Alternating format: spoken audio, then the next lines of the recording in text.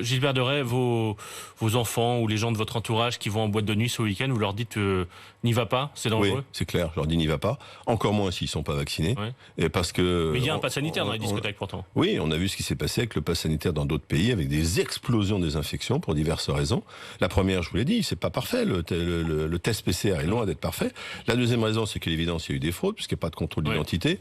Je ne crois pas que, et je suis désolé de le dire pour ceux qui dirigent des boîtes de nuit, je ne crois pas que la boîte de nuit, ce soit la priorité de l'été. Mais vous comprenez qu'elle reste ouverte parce qu'après 1 an et demi de fermeture, notamment pour les plus jeunes, ça a été très très difficile, c'est très difficile, et c'est une sorte de soupape aussi de garder ces lieux de fête ouverts. J'ai un sentiment très mélangé, parce que à la fois, oui, je comprends qu'on en ait assez, mais est-ce que dans cette situation, avec 28 000 contaminations par jour et le risque qu'on prend, pour le mois d'août, la boîte de nuit, c'était là où les Français devaient se défouler absolument, y compris les jeunes? J'ai du mal, moi, comme médecin. Parce que le risque, c'est que si les discothèques restaient fermées, il y aurait des fêtes sauvages, sans passe sanitaire d'ailleurs, et d'une certaine manière, des choses moins gérées, moins contrôlées. Oui, c'est possible, tout à fait, mais j'ai du mal à donner, on va dire, un aval sanitaire pour des endroits dont je sais qu'ils vont provoquer des contaminations. Alors, professeur Deray, puisque vous disiez que vous aviez un regard sanitaire sur ces questions-là, je vais vous soumettre ce qu'a affirmé hier le ministre de l'Éducation nationale, Jean-Michel Blanquer. Je le cite, « Quand vous êtes vacciné, vous ne risquez pas de contaminer les autres ». Est-ce que c'est vrai? Non, c'est factuellement une erreur, on le sait très bien, c'est faux. Le vaccin est extrêmement efficace. Ouais. On va le dire, on va le redire, faites-vous vacciner.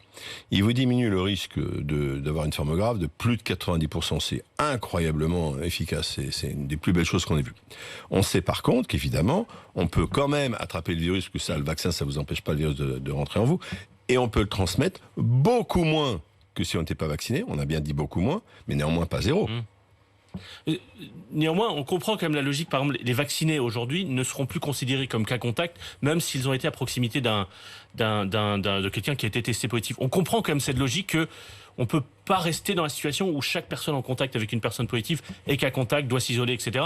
Vous comprenez quand même cet assouplissement? Non, je comprends très bien. Et ce qu'il faut bien qu'on comprenne, c'est qu'on est dans une période transitoire. Ouais. On n'a pas l'immunité collective, on l'aura, transitoire. Et dans cette période transitoire, on a besoin à la fois du vaccin et des mesures non pharmacologiques, c'est-à-dire le pass sanitaire, le geste barrière, etc. Donc oui, quand on est vacciné, on est moins à risque de tout, y compris de transmettre la maladie. Mais dans cette période transitoire qui va durer encore plusieurs semaines, il faut continuer à prendre des précautions.